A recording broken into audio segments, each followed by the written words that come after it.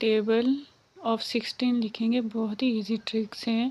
पहले हम 6 का टेबल लिख लेंगे। 6 1 the 1, 6 2 the 12, 6 3 the 18, 6 4 the 24, 6 5 the 30।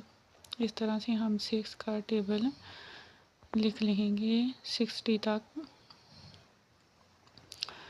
उसके बाद हम 1 2 लिखेंगे और 7 प्लस का निशान लगाते जाएंगे। 1 2 लिखेंगे हम 10 तक। 1 से लेकर 10 तक हम लिखेंगे तरतीब से और 7 प्लस का निशान लगाते जाएंगे।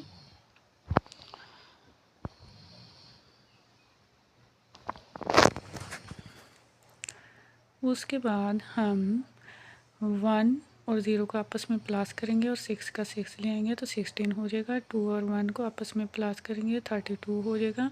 3 और 1 को आपस में प्लस करेंगे 42। इसी तरह हमारा 16 का टेबल प्लस करने से बनता जाएगा। साथ मैंने तीर का निशान लगा दिया है और तीर उस नंबर तक आता है उसको प्लस करें और दूसरा नंबर सेम साथ लिखते जाएं।